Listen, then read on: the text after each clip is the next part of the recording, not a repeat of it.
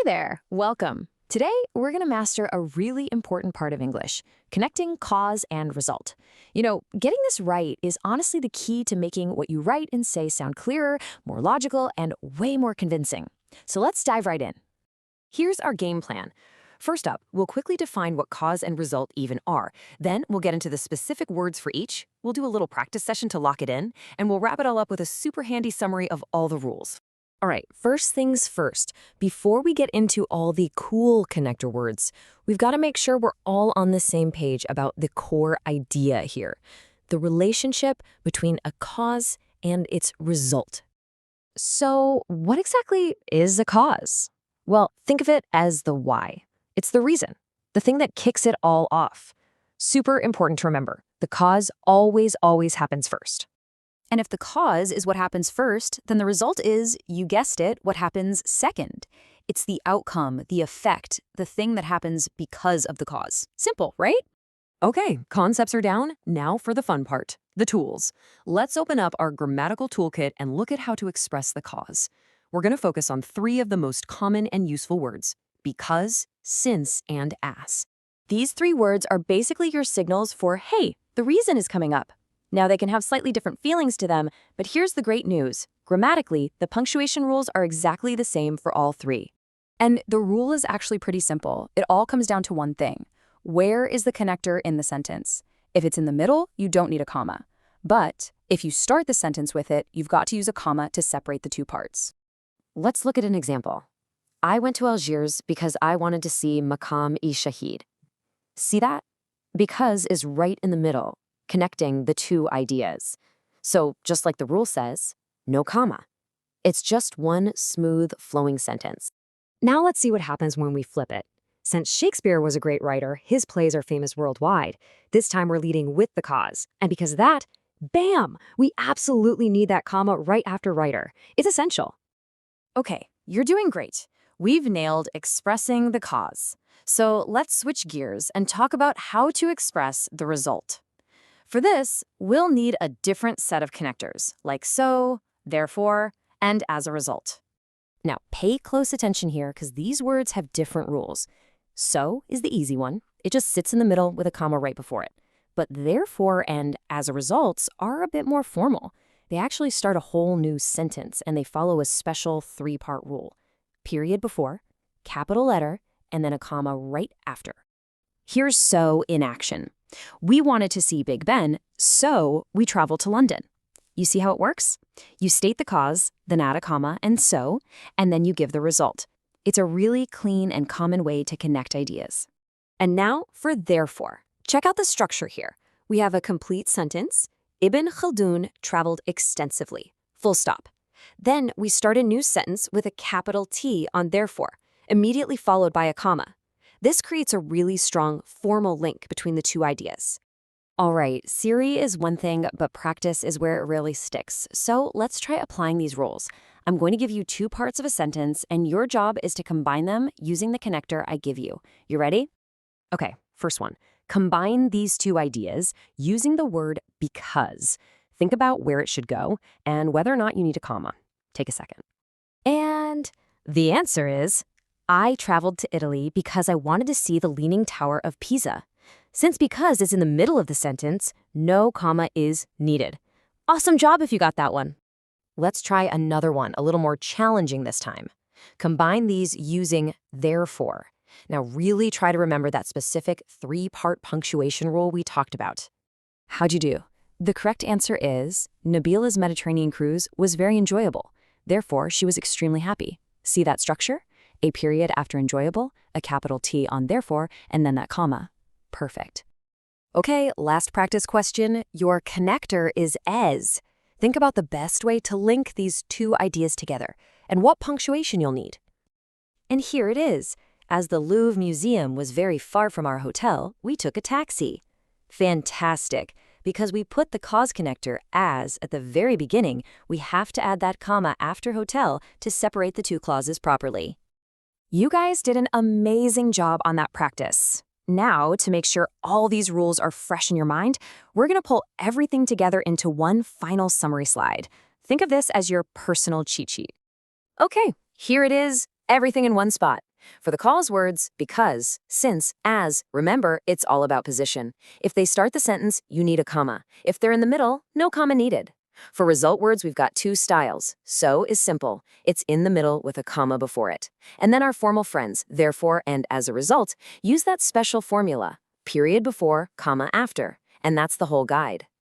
So we've covered it all. We defined the concepts, we dug into the rules, and we put it all into practice. You are now fully equipped with a complete toolkit for expressing cause and result. Which leads me to one last question for you. Because really, this isn't just a grammar lesson. These are powerful tools to make your writing and even your speaking sound smarter and more logical. So, I want you to think, where will you use these skills first? In an email, an essay? Think about it. Thanks so much for watching. Have you ever wanted to compare two things in English but got a little stuck? You know, trying to say that two things are the same or maybe that one is less than the other? Well, you're not alone. It's a really common thing. So in this explainer, we're going to break down two super simple, really powerful ways to make those comparisons perfectly, every single time. So here's our game plan. We'll start with the basics, what comparatives even are. Then we'll dive into how to talk about things that are equal and then things that are unequal.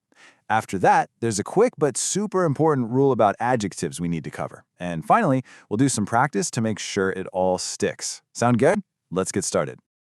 All right, so first things first. What in the world are comparatives? Honestly, just think of them as your grammar toolkit's measuring tape. They're just the special words and sentences we use to see how two things stack up against each other. It doesn't matter if you're comparing people, big monuments, or even ideas. This is how you do it. Okay, let's kick things off with what happens when two things are, well, perfectly balanced. This is what we call the comparative of equality. And trust me, it's a tool you're going to use all the time to make really simple, clear connections between two different things. So here's the main idea. When you have two different things, but they share a quality, like height, or size, or even fame, to the exact same degree, we've got a specific, simple structure to show that. And here is that magic formula. It's actually incredibly simple. You just take an adjective, and you sandwich it right between the words as and as. That's it. Let's see what that looks like in a real sentence. Okay, take a look at this one. Maqam Shaheed is our subject, and the Statue of Liberty is the object. The quality we're comparing is their height, right? So we just pop the adjective tall right in between as, and boom, we're showing they're equal. And what's great is that this same pattern works for things you can't even see, like abstract ideas. Here, we're comparing how famous two important historical figures are. By slotting famous between as, we're basically saying their level of fame is the same. It's just a really direct and clear way to make a comparison. Now, here's a really cool thing about this form. Since both things are equal, it doesn't matter which one you put first. The order is totally flexible. You can say the Statue of Liberty is as tall as Maqam Hashid, and guess what? The meaning is exactly the same. They're completely interchangeable.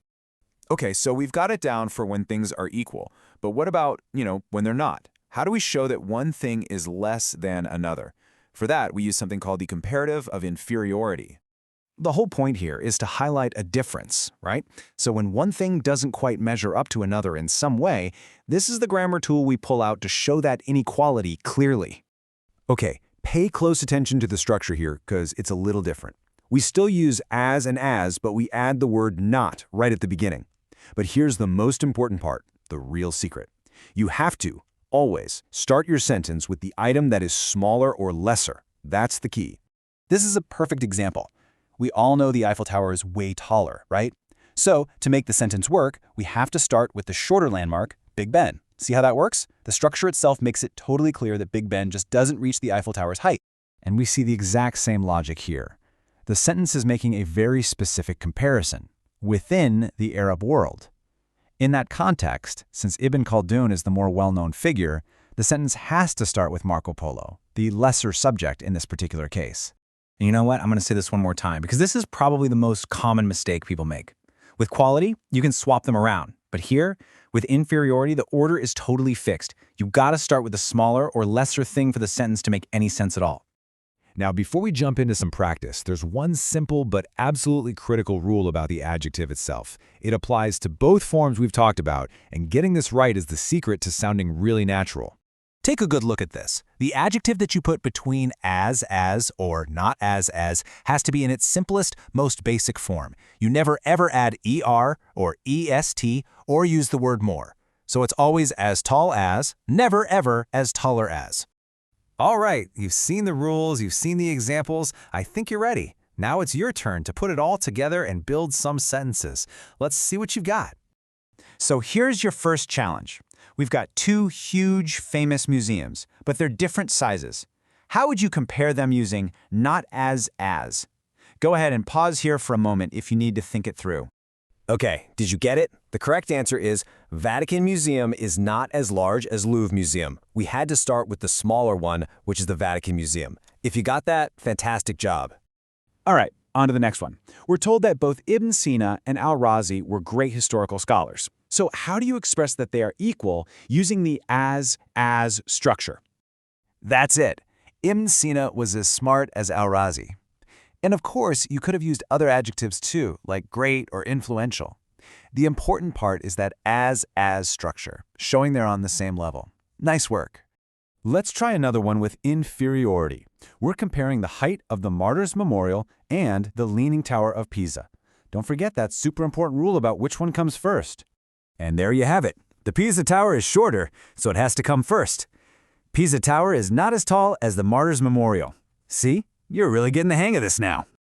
Okay, one last practice question to lock it all in. We have William Shakespeare and Victor Hugo. Both are absolute literary giants. So how would you compare their fame using our structure for equality? Excellent. Victor Hugo is as famous as William Shakespeare. And remember, since this is equality, what else could you say? You could flip it. William Shakespeare is as famous as Victor Hugo. Works just as well.